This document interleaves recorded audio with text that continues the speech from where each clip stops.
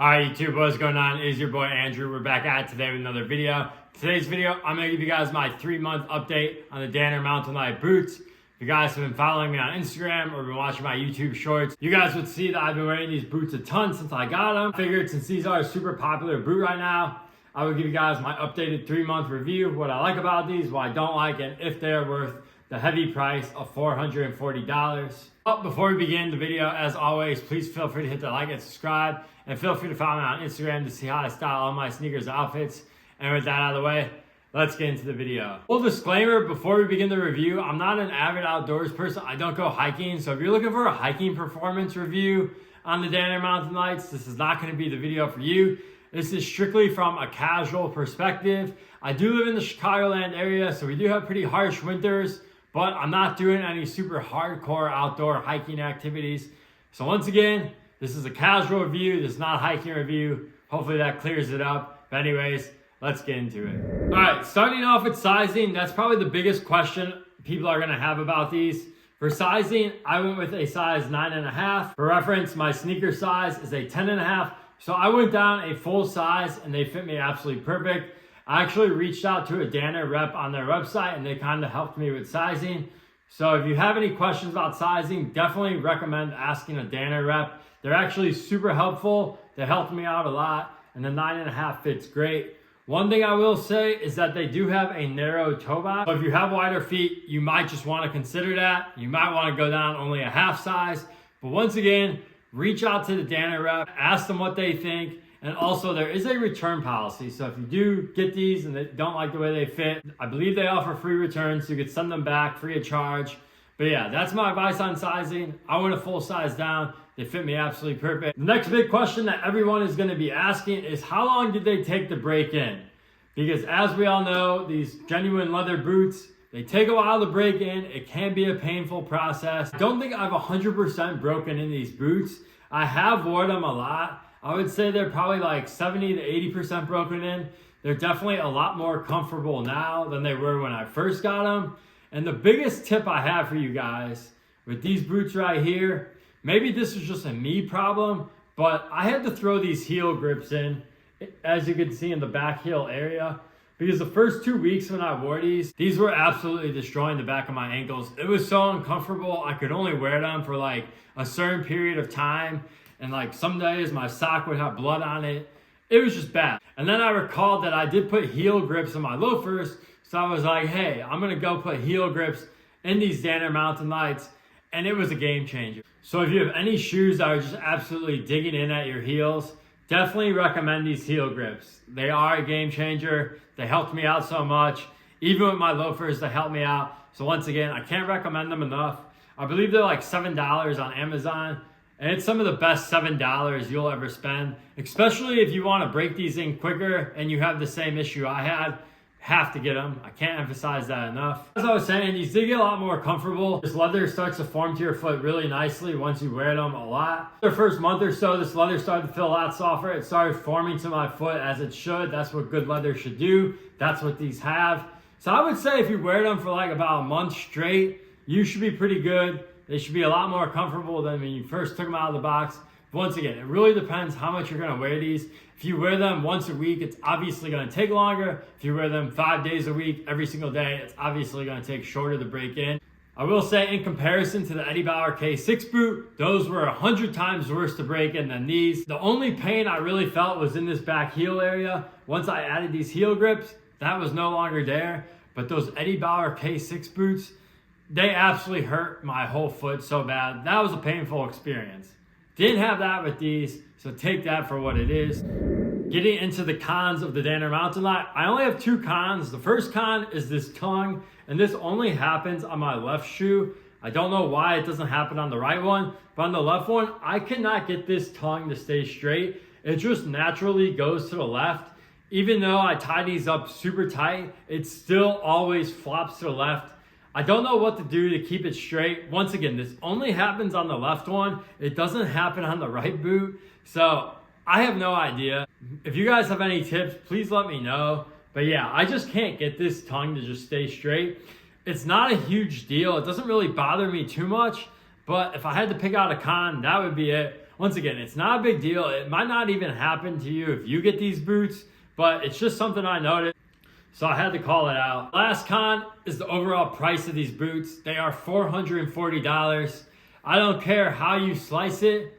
That is an expensive ass boot, especially after tax and everything. I don't know if Danner charges for shipping or not, but that's almost a $500 boot, which is a lot of money to spend on one pair of shoes. So that's definitely a con. I did happen to pick these up on sale. They were $330, which is a little bit better. But once again, $330, still a lot for one pair of boots. With that $440 price point comes one of the biggest pros, and that is going to be the leather on the upper of this boot. I absolutely love the leather on this upper. I've had a lot of leather shoes in my life, and nothing has come close to how nice the leather is on these Danner Mountain Lights. I absolutely love it. And just the way leather wears in, it just looks so cool. I cannot wait to see how these look 5 years from now after I have like so much wear on these. That's what's nice about good quality leather. Not only does it form to your foot to get more comfortable, but it just wears so good. Also, this leather is very durable. I barely have any scuffs on these for as much as I wore them. For a reference, my Eddie Bauer K6 boot, you throw those on and you take 2 steps and they get a scuff. It's crazy how fast those Eddie Bauer boots scuff. But these Danner Mountain Lights, I have a few scuffs, but honestly, I've worn these so many times, I was expecting it to be more. But honestly, this leather is just holding up great. Once again, they are $440, so I would expect that. But once you get these in hand, you're just gonna see how nice this leather is, and you definitely will understand why this boot costs so much money.